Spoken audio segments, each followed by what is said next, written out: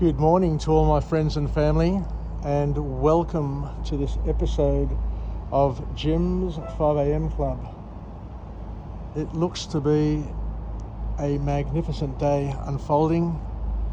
You can see the horizon just starting to gain a pink tinge, and we're welcoming in a new day. It's Tuesday. It's Reconciliation Week. It's the second or third day of the Vivid Festival, and it's the second day of the work week. So it's a beautiful morning. It's a little bit cold.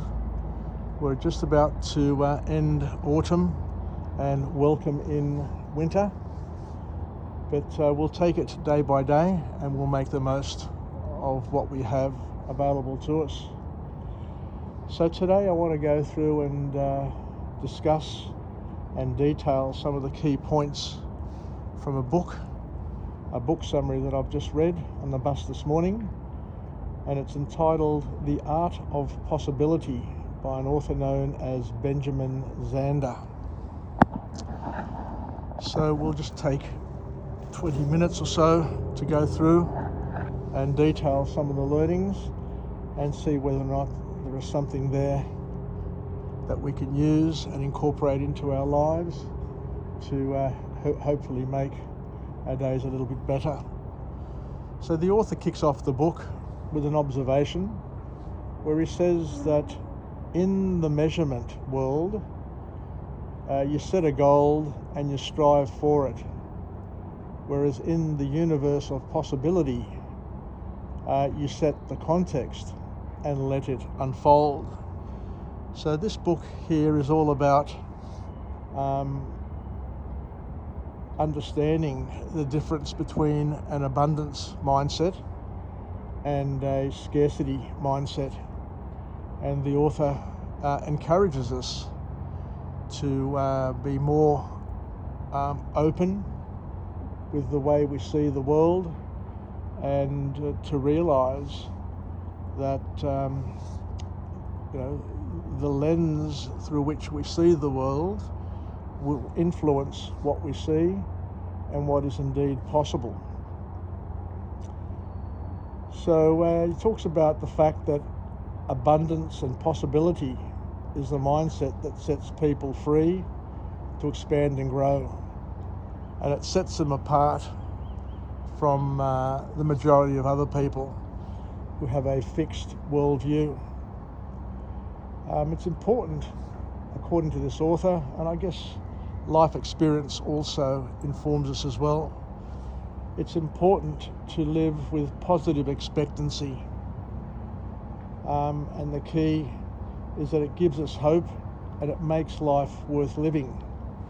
Waking up and having a positive expectancy in terms of what's going to unfold today, tomorrow, and into the future certainly makes life a lot better and a lot more interesting, rather than waking up and living with negative expectancy and just being suspicious of the people around you and what's happening, and to basically be dreading the next day, dreading going to work, dreading waking up next to your partner for fear of pain and suffering that will evolve and unfold throughout the day. So according to the author, there's a binary sort of mindset. Either you're a possibility sort of mindset where you're an abundance thinker, or you're a scarcity mindset where you basically see yourself in competition with other people continuously through your life. So the first formal point to come from this book is where the author encourages us to keep an open door for opportunity and possibility, and to invite possibility into our lives by seeking more than just survival and being less subjective. So this is an interesting point that comes from this author, where he says that at the end of the day, we as humans are wired for survival. It's based on, I guess, where we've come from, how we've evolved over time, over history, and what we've inherited from the previous generations. And you've got to understand that there was once a time where there were many threats about. There were threats that somebody in the following village, in the tribe which was nearby, was going to come and kill you, steal your wife, steal your children, or chances were that you'd be walking through the fields and a wild beast would attack you, and you're always constantly on the lookout for fear of being killed. There are times where war has dominated lifestyles and countries' sort of history, where people were suffering for days, for years on end. But in 2022, here in Sydney, here in Australia, there is very little chance of being attacked, being killed, dying of starvation. Even though it does happen, it is very, very rarely. It is a very rare occurrence, is the point that we're trying to make here. So the probability of being caught up in a negative situation is fairly remote. So we need to take that into consideration, and we need to use that as a basis and a foundation of our worldview and how we see the world. So we are wired to seek survival above all else. And I remember at an Anthony Robbins seminar years ago, he said something very profound, and he said that people are more likely to do whatever it takes to avoid pain rather than gaining pleasure in their lives. And this gets back to the way we're wired, that primitive state, that thing that we've got happening in the back of our minds, where we're a victim of the figments of our imagination. We're jumping at shadows. We live with fear, uncertainty and doubt, only to realise that the vast majority of those fears that we face, the fears that we have, in fact, over 95% of the things that we fear and are worried about will never ever eventuate.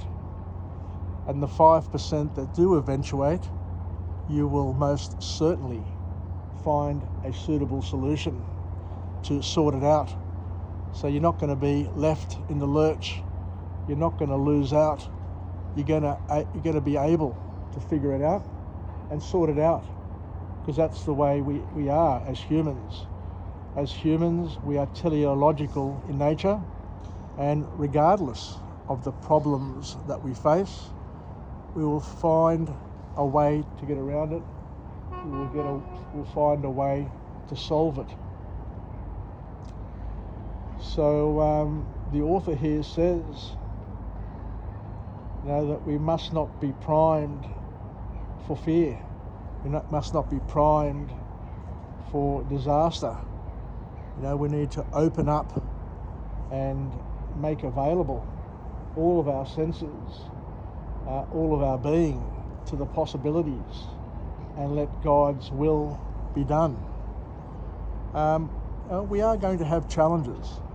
We are going to have problems, but solving each and every one of those problems and challenges one by one are going to allow us to grow and develop and to become, better people, able to traverse the world in which we live in, and also help others follow our path and partner us on our journey.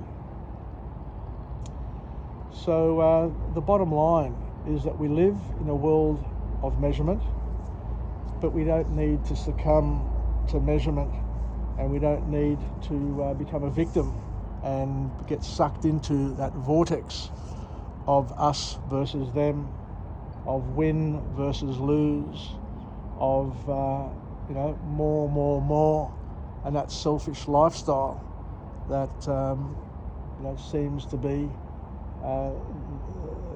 the subject of a binary world of scarcity. Because this scarcity, this world of scarcity, is an imagined world. It's something that we've dreamed up in our minds. A world of perceived struggle. You're only struggling and you're only fighting if you're resisting something. If you let it go and let it happen and just learn to surf the opportunities and learn to deal with the problems, then you're not going to remain and continue to be a victim of those things. They will have no power over you, is the point that the author's trying to make here. The reality is that the world of scarcity only appears in our minds. It's a figment of our vivid imagination, and it could be also an instrument of manipulation by the media, by our family, by our friends, by our work peers, because there is an amount of power that can be wielded by keeping people subjected and framed in fear, uncertainty and doubt. But we have to understand that when you sit and think about things, when you use your logic and your rational mind, you'll realise that all of these fears, uncertainty and doubts are irrational fears and don't really hold true.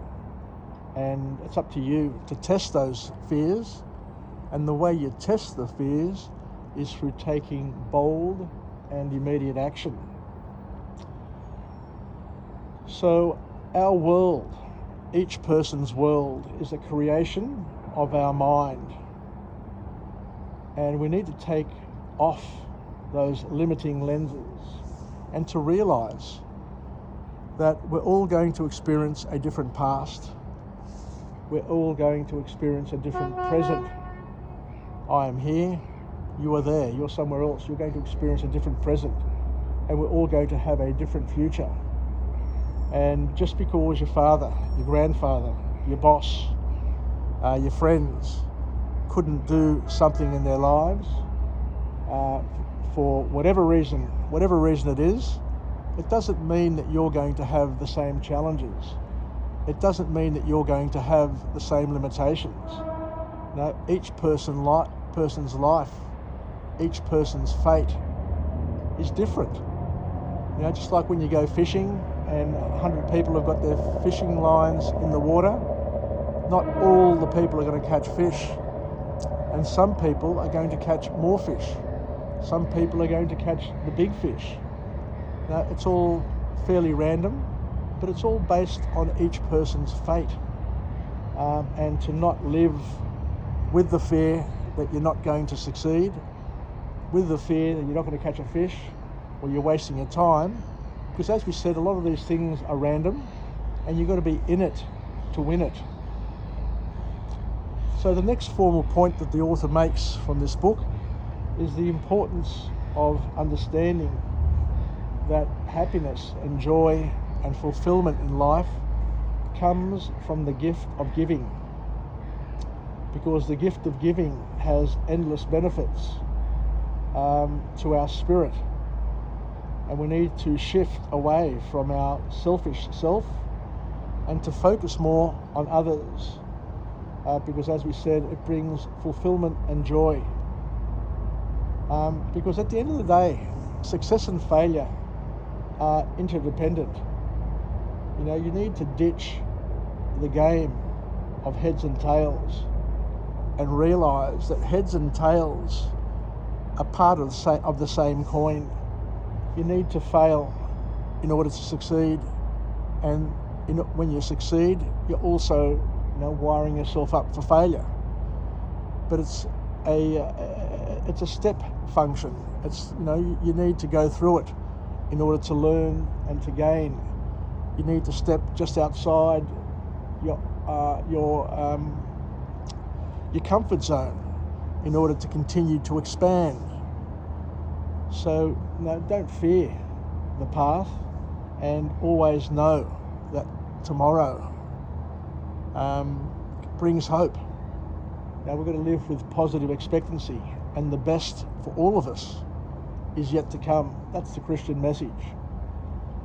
And ditching the heads and tails, ditching the game, and stop seeing people as competition is the key. And to understand that the resources, everything that we have, is inexhaustible. You can love more than one person. You can help more than one person. You can be a friend of more than one person. You can create multiple ideas. It's not binary. It's not, give and take. You can continue to give, and that will create a ripple effect, just like we see the ripples just happening down there on the harbour. Be the source, be the foundation of positive ripples to influence those around you and to bring happiness and positivity into their lives, rather than to be a killjoy and to bring sourness into every social circle and every touch point that you're involved with. The last point that comes from this author is that we need to work with what we've got, and not to try and wait until life and everything is perfect. Work with what you've got right now. Live in the now. Love your present. Make the best of what you have and who you're with and where you are. If you can't find fulfillment, if you can't find joy and happiness with where you are right here and now, then chances are you're never going to find happiness and fulfillment. It's a choice. You need to love your present. You need to choose to enjoy your life. You need to face life. You need to, as we said before, enjoy the dance, the to and the fro. Stepping on your toes on occasion, and for you stepping on other people's toes. Life is a dance. Life is a give and take, an ebb and flow. And we need to make the most of every situation, is the final point which comes from this book. So thank you everybody for taking the opportunity, for joining me on this beautiful Sydney autumn morning.